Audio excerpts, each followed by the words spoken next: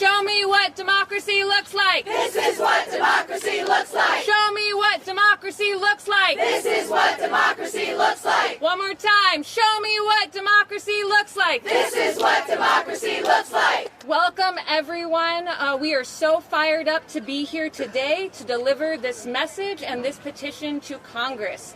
My name is Alexandra Flores-Quilty. I'm the campaign director of Free Speech for People. We are a national, nonpartisan nonprofit dedicated to strengthening our democracy. And we're so thrilled to be here today with Women's March, our partner in this fight, to deliver this message and this nearly 1 million petition signatures today. We're here on behalf of all the people across the country who are calling on Congress to do their job and impeach and remove Trump for his grave abuses of power and impeachable offenses. Nearly 1 million people have signed the petition calling on Congress to impeach and remove President Donald Trump. And so we are here today to deliver that message and these nearly 1 million petition signatures to Congress. Today we're going to have a press conference featuring our brave champion within Congress, Congressman Al Green, who we're thrilled to be standing here with, and we're thrilled to be supporting his leadership. We will also be hearing leading experts on this issue who have been championing the fight. After the press conference, we will be heading over to the Rayburn Congressional Building to deliver this petition in person to the House Judiciary Committee leadership, so Congressman Jim Jordan, the chair of the House Judiciary Committee, and Ranking Member Jamie Raskin. Press are welcome to join us for that peaceful petition delivery over at the Rayburn office following the press conference. But without further ado, I would like to turn it over to Congressman Al Green, who has been a champion in defending our democracy, and holding Donald Trump accountable. Please welcome Congressman Al Green.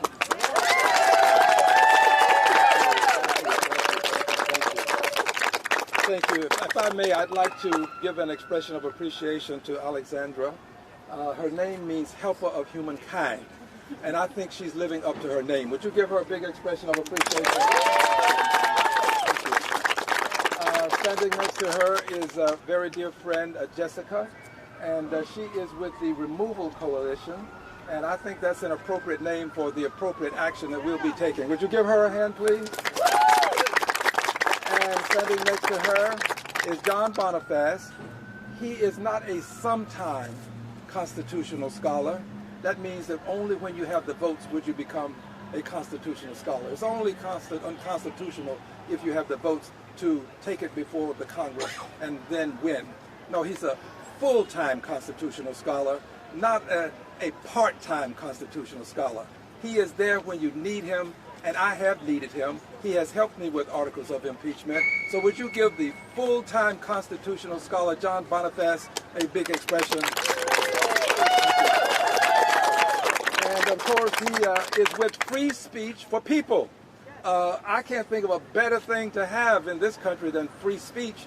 I think Free Speech for People should have a big expression of appreciation. Free Speech for People. And now, friends, this world would not be this world without women. And I'm proud to know that the Women's March is associated with this endeavor. They have brought integrity. They have brought a sense of justice and righteousness to the cause. Give them a hand, please. Now, let me say this, and I will be as terse as possible, but I won't be overly brief.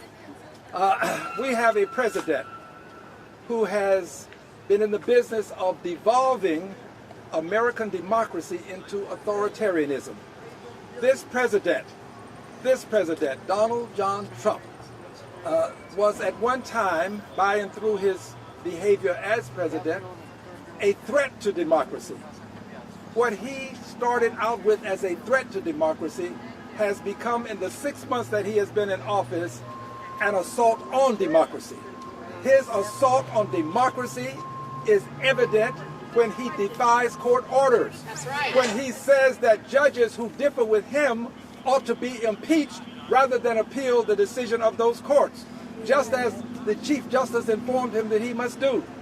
He's devolving democracy into authoritarianism and autocracy when he decides that the Fifth Amendment that notion that everybody is entitled to due process, that doesn't apply to everyone in this country. This president is devolving our democracy into an autocracy, into authoritarianism, when he refuses to honor the separation of powers. But I thank the God above that there's a Constitution, and that in that Constitution there is a remedy for a renegade president. And that remedy is impeachment. The Constitution says that we can do what we have done and what we will do again. We have one article that is currently on file, articles on file. I call them the sword of democracy, similar to the sword of Damocles. They are there over his head. And at some point, we will drop this sword of democracy, not to harm him physically. This is not about his physicality, but to harm him as it relates to what he's doing to our country. Then we can impeach him with these articles. But there's also a set of articles that I have not presented that I will be presenting. This is not the last time. We're not going to make this a one-off. This is as long as he breaches the Constitution, this will be our effort, all of us here, and the more than 900,000, nearly 1 million people who have signed on to this petition. We are together. So I am going to do what I can to make sure that impeachment is called to the attention of the Congress of the United States over there in the House, in the chamber where I speak on the floor. And we are doing out here with these great organizations and great people to make sure that we are heard, such that the people in this country will know that we will not tolerate an authoritarian president who is devolving our democracy into an autocracy, and he is now becoming the authoritarian president. I said becoming. I think he is an authoritarian president. He is. I want to thank you all. I especially want to thank the press, because people need to know that there are not just some people who think that this is wrong. There are some people who are acting to correct the wrong. And that's what Free Speech for People is doing. That's what the people that are represented with Jessica, the removal coalition, the removal coalition, and of course, that is what the Women's March is doing. Thank you, one and all. When I say impeachment, you say now. Impeach! Now! Impeach! Now! Who? Trump! Who? Trump! Thank you. Thank you so much, Congressman Green, for being with us here today. Thank you for defending the U.S. Constitution. Thank you for recently forcing the first floor vote for impeachment of Trump in his second term in office. We're so grateful for your leadership in Congress in this critical time for our democracy, and history will show how powerful and important your leadership has been at this point in time. I'd now like to invite John Bonifaz, who is the president of Free Speech for People. Thank you, everyone. Thank you, Congressman Green, for your courage and your leadership. We are honored to work with you. You are a true champion for our democracy. And thank you to the 78 members of Congress who voted with Congressman Green to advance his articles of impeachment just a few weeks ago. We're here today to demand that all members of Congress abide by their oath to protect and defend the Constitution and to initiate impeachment proceedings against Donald Trump. The framers were clear. The framers were clear. There would be no monarchs, no tyrants to govern our nation, no kings in America. They set out in the Constitution 3 co-equal branches of government. Article 1 for the United States Congress, Article 2 for the presidency, and Article 3 for the judiciary. 3 co-equal branches of government. No kings in America. But they set up an extra guardrail to deal with that day when a president would so trample on the Constitution, so trample on the rule of law, that president would need to be held accountable via the impeachment process. It's Section 4 of Article 2, the impeachment clause. Donald Trump has committed multiple abuses of power, multiple impeachable offenses. And we have documented these offenses at impeachtrumpagain.org. Disappearing people from the streets and sending them to foreign torture prisons, an abuse of power, an impeachable offense. Illegally kidnapping, detaining, and removing U.S. residents, an abuse of power, an impeachable offense. Mobilizing the United States military against civilian protesters, attacking the First Amendment, an abuse of power, an impeachable offense. Attacking the United States Congress when it duly authorizes funds that they have appropriated, freezing those funds, an abuse of power, an impeachable offense. Attacking the United States Judiciary, defying multiple court orders issued by federal courts all across the country, an abuse of power, an impeachable offense. Pardoning 1,500 of his fellow insurrectionists for the insurrection that he incited on January 6, 2021, to stop the peaceful transfer of power, an abuse of power, an impeachable offense.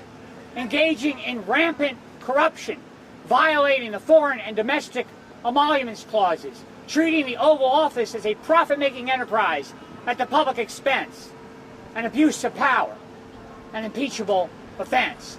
The list goes on. And as I said, we have documented in detail at impeachtrumpagain.org these and other grounds for impeachment. For those who say the time is not now to talk about impeachment, we have three responses. Number one, we either have a constitution or we don't. That's right. We either have an impeachment clause or we don't. Right. If we do not invoke the impeachment power at this critical hour for our nation, then we might as well say we're giving up on the Constitution. We refuse to give up on the United States Constitution. Number two, we normalize these actions by Donald Trump when we do not name them for what they are: high crimes against the state, abuses of power, impeachable offenses. We will not normalize this conduct. And number three, members of Congress take the very same oath that Donald Trump took on January 20th, 2025, to protect and defend the Constitution. They have a duty to abide by that oath, to stand up for our Constitution, and to initiate impeachment proceedings against this lawless president. So we have a message today for Donald Trump. We are not afraid of you. No, no, no. You are a lawless, wannabe dictator. You have committed high crimes against the state. We will hold you accountable. You must be impeached and removed from public office. Thank you. Thank you so much, John, for those incredible remarks and your incredible leadership. And I want to also thank the amazing legal team of constitutional lawyers at Free Speech for People who have been working around the clock, literally around the clock, tracking all of Trump's impeachable offenses. And you can read their case for impeachment and the articles of impeachment they've outlined at impeachtrumpagain.org. I'd now like to invite someone who's been a vocal, incredible leader on the issue of impeachment and removal and defending our democracy, and that is Jessica Denson. Welcome. All right. Thank you, Alexandra, and thank you, Congressman Green and John Bonifaz. What an extraordinary group of leaders you have for this impeachment movement. You know what? There's only a few of us here today and a few media, and thank you for being here, but this should be what the whole country is talking about. What is wrong with any network, anyone with a media platform whose right to have free speech in this country is given by our Constitution, who is not having conversations about the daily violations of our Constitution and what we can do about it on a daily basis? This should be what everybody in this country is talking about: how to impeach and remove a lawless tyrant wannabe squatting in our White House, an illegal president in violation of Section 3 of the 14th Amendment. You know, a lot of people in this building behind us want to say, wait for the midterms. Wait till we have the votes. Their job is not to honor the Constitution and uphold their oath when they have the votes. It is to do it every single day. And you know, I find it particularly particularly ironic that the people that are telling you to wait are working in a building that came under siege 4 years ago, when Donald Trump refused to leave office peacefully when the people wanted him out. I believe that the question of Donald Trump peacefully transitioning out of power in 2028 is not something that we can expect. It is not a question of if Donald Trump refuses to peacefully leave office, but when. But when. And then that brings us back to the question of what are you doing now to stop that? What are you doing? Are you willing to? We are not asking you. A lot of them are out there complaining about their constituents wanting them to get arrested, their constituents wanting them to get hurt. We're not asking for any of that. We're simply asking you to do your job, to uphold your oath, to file an article of impeachment like Representative Green, to force a vote on the floor of the House of Representatives that anyone, including any member of the minority in this body, has the authority to do under the special privileges bestowed upon them with impeachment. What are they doing if they are not doing this now? You know, at the trials in Nuremberg, after the atrocities of the Holocaust, so many people said, I was just doing my job. I was just doing my job. I was here in this building a week ago going through a routine walkthrough with the folks over at Flair who are also advocating for impeachment and removal. And we went and talked to Republican and Democratic staffers. And I spoke to some Republican staffers about that moment that they are living through right now that they might not realize, but is going to come back to haunt them when we realize the moment that we've missed. This is the moment of decision. Every single day, damage is being done that is going to take generations to reverse. We do not have the luxury to wait. We must act to impeach and remove this man now.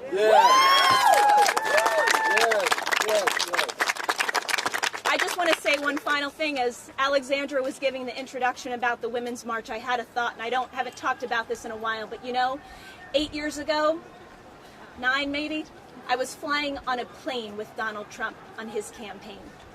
I worked with that man.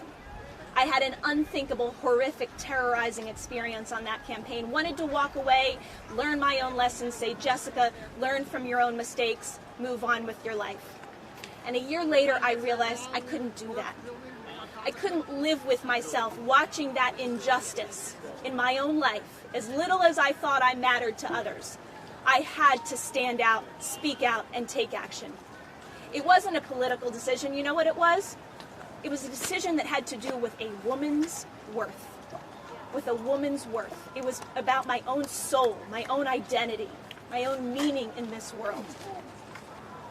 I had that spiritual awakening 8 years ago. But I will tell you, sooner or later, that awakening is coming for every single one of these people in this building.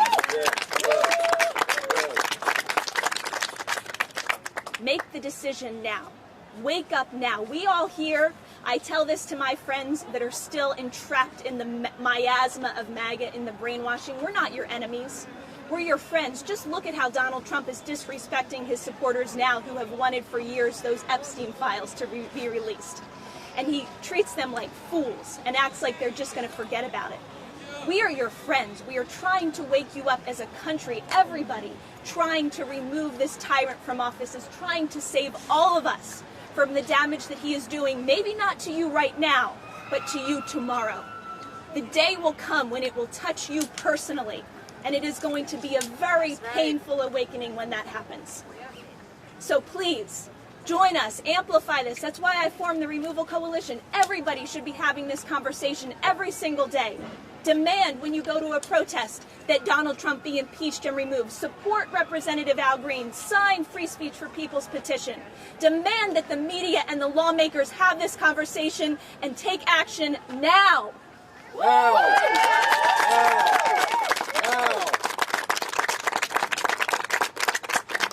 Thank you very much, and thank you again so much to this extraordinary group that's joined us here today. Thank you so much, Jessica, for your incredible leadership and your important voice on this issue and fight. I'd like to just take a moment to read off the 19 articles of impeachment, the 19 abuses of power that Donald Trump has committed. Number 1, unconstitutionally usurping Congress's power to declare war. Number 2, unlawful mobilization of military forces against civilian protesters in the United States. Number 3, illegal kidnapping, detention, and removal of U.S. residents.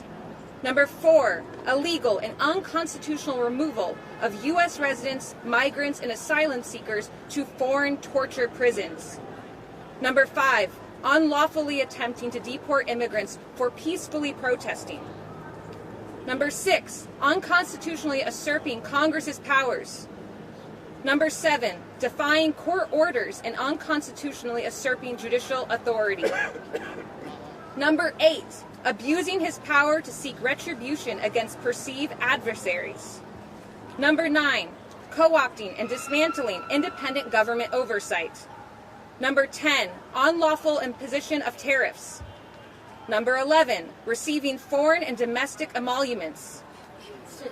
Number 12, unconstitutionally usurping local and state authority. Yes. Number 13, abusing the emergency power. Number 14, abusing the pardon power. Number 15, corruptly dismissing criminal charges against Eric Adams. Number 16, depriving citizens of their birthright. Number 17, blocking efforts to secure U.S. elections. Number 18, planning the forced removal of Palestinians from Gaza. Number 19, engaging in unlawful, corrupt practices during the 2024 presidential campaign. These are the assaults on our Constitution and democracy that we are facing. There is no question that Donald Trump has violated his oath of office and is undermining democracy. We have to act now. We would like now to present nearly 1 million petition signatures from Americans from across the country who are calling on Congress to hold Trump accountable for these 19 violations of the U.S. Constitution.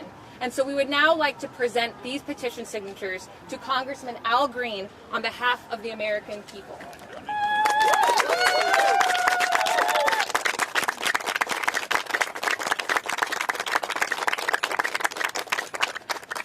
We now have some time for questions and answers with the press. So if you have any questions, our speakers today are available to answer for members of the press. Yes, ma'am. Congressman, can you talk about why your leadership isn't as excited about this, even though they tend to say the same things that you've said on the floor and right now, but you're not getting a lot of buy-in from Democratic leadership? Can you talk about that? Well, I happen to think that they're the best persons to answer that question. I can tell you this, that the American people are excited, as evidenced by this nearly 1 million signatures. And I can also tell you that the people who may not be excited now, they will become excited as we proceed with this process. If you recall, the last time we did this, we introduced 3 articles of impeachment, and then we started the process of impeaching such that he would have articles sent to the Senate. So you have to lay the foundation. This is the foundation. These people are laying the foundation, and I assure you that these opinions are going to change. It's just a matter of time. Thank you. Thanks. Thank you so much. It'll also be for Congressman Green. Lately, the Democrats' messaging has been very focused on Epstein and the reconciliation bill. Do you think that focusing on impeachment files is productive for your party's messaging right now, going into recess? I think focusing on impeachment is productive whenever there's a breach of the Constitution. The time is not associated with when you have a majority in the House. It's not associated when it feels good. It is always good to impeach when a president violates the Constitution. It really is that simple. You can't be a part-time constitutional scholar. You've got to be a John Bonifaz, full-time, all the time constitutional scholar, willing to stand on the Constitution even if you have to stand alone. That's where we stand. We stand whether we have to stand with the members or stand alone in the well of the House and still bring those articles of impeachment. And by the way, there will be additional articles of impeachment filed. Now, you mentioned another issue. Congress does multiple things at the same time all the time. There is nothing unique about this point in history. Do the other things, but do this thing too. And my Republican colleagues have to understand that these comments are not just directed at those on the Democratic side who don't vote with us. They're directed at them too. They have a responsibility to the Constitution, not fealty to Donald Trump. And they've got to exercise that loyalty to the Constitution. Any other questions from the press? Yes. This is for the congressman. So, with the House closing early today and entering recess early, how does this affect the timeline of everything? I did not anticipate leaving a day early, but one day does not impact what we're doing. We are going to continue. We're at nearly 1 million now. I'm not going to speak for the organizations. I'm going to say this. I see the momentum building. I will let them give you timelines, that sort of thing. But I see the momentum building. And I prognosticate that while we are away, this number will approach and reach, this is my prognostication, over the million mark. I think we're headed there. I want you to know this. This is what's important. President Trump is a Goliath. He has military might. He has persons who are loyal to him in the military, in the judiciary, and in the Congress. But for every Goliath, there is a David. But in this case, we have nearly 1 million Davids. 1 million Davids willing to take on and challenge the president for his unconstitutional behavior. And I say to you that this number is growing. It will be larger when we get back. One day doesn't make a difference.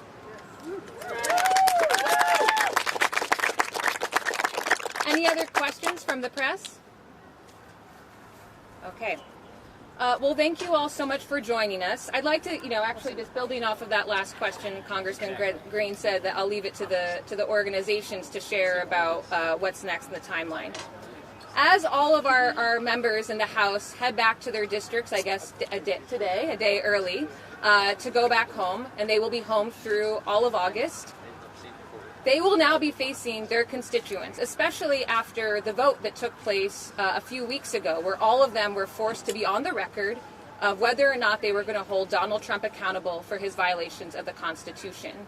And so all of those that voted not in support of holding him accountable will have to face their constituents. And the one thing that everyone can do today, so everyone who's tuning in from the live stream, hello, thank you for tuning in. We have a digital town hall that's happening next week, Thursday, July 31st, that Women's March and Free Speech for People are co-hosting. And on this call, you will get a chance to hear from Congressman Al Green once again about the case and the need for impeachment. And you will also hear from our organizations, Free Speech for People and Women's March, about how you can take action to actually put pressure on your member of Congress about impeachment while they are home in district at the August recess. And so I would say for timeline that you all should expect that members are going to be hearing from their constituents about the need to actually uphold the Constitution and for them to do their jobs.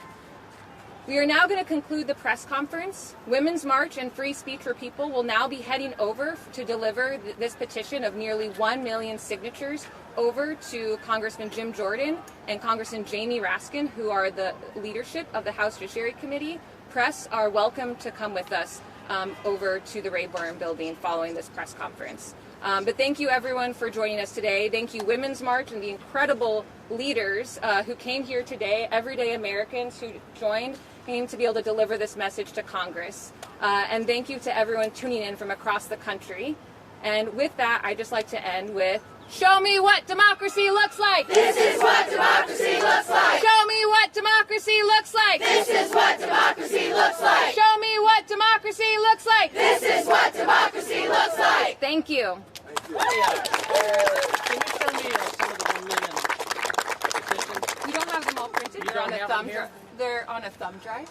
And then these are sample, they're printed. Otherwise, 1 million signatures would be actually probably 40 boxes. That's right. That